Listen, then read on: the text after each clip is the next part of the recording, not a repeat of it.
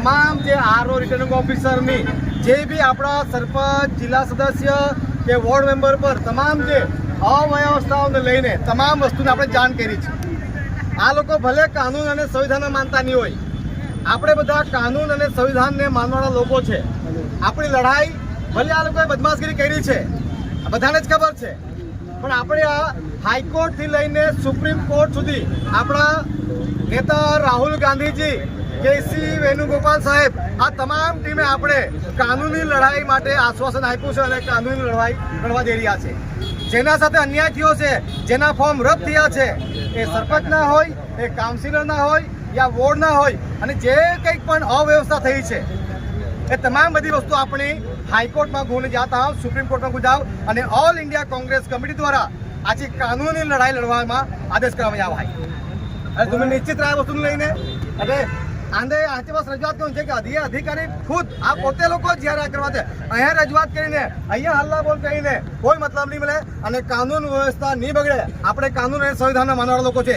આ લોકો ચાહતા છે કે કાનૂન વ્યવસ્થા બગાડવા માટે જ આ પ્રશાસન આ બધું કરી રહ્યા છે, પણ આપણે કાનૂન વ્યવસ્થા બનાવીને રાખવા છે. આ ગામ આપણું છે, સેલવાસ આપણું છે, નગર હવેલી આપણું છે. અહીંયા કંઈક પણ અવ્યવસ્થા નહીં થાય એની આપણે બધાએ ધ્યાન રાખવાનું છે. અને જેટલી જગ્યા પર જેટલા ફોર્મ આપણે એક્સેપ્ટ થયા છે, જ્યાં સરપંચના, જ્યાં જિલ્લાના, જ્યાં કાઉન્સિલરના જેટલા બી ફોર્મ એક્સેપ્ટ થયા છે, ત્યાં પર આપણે પૂરી તાકાતથી ચુનાવ લડીશું.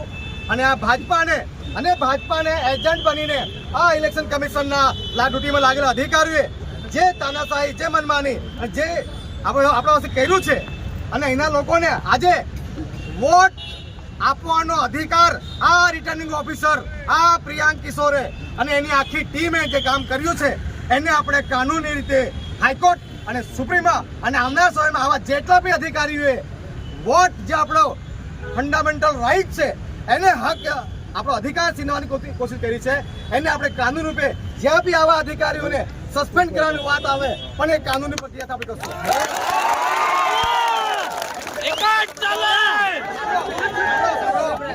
એટલે આ બધા કાર્યાલય પર પહોંચો અથોલા, ત્યાં 3 વાગે આપણી મોટી પ્રેસ કોન્ફરન્સ છે, ત્યાં આખી તમને સમજાવવામાં આવશે કે સ્ટેપ બાય સ્ટેપ આપણે શું કરવા જઈ રહ્યા છે.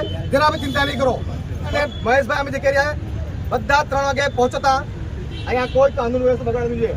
પોલીસ આપણી છે, અધિકારીઓ બી આપણા છે, પણ એમાં અમુક બદમાશ લોકો છે, એને આપણે કાનૂની રીતે જવાબ આપીશું. जरा भी चिंता करने जरूर नहीं. जय कांग्रेस. जिम्मेदारी बनती है ये सब लोगों के साथ जो नगर हवेली में अन्याय किया जा रहा है, वो लोगों की भावना है कि हमारे वोट देने का अधिकार भी छीना जा रहा है. लोग चाहते हैं कि हमारे गांव का बेटा जो समाज के साथ उठने बैठने वाला, संघर्ष करने वाला, लड़ाई करने वाला व्यक्ति को हम वोट दें. देश के लोगों के और जनता के हित की और हक अधिकार की लड़ाई लड़ने वाले लोगों के इन्होंने जानबूझकर फॉर्म रिजेक्ट किए हैं और पूरी तरह से इलेक्शन कमीशन की ड्यूटी है वो अव्यवस्था करके रखी हुई है. जिम्मेदारी है प्रदेश में कानून व्यवस्था बनी रहे.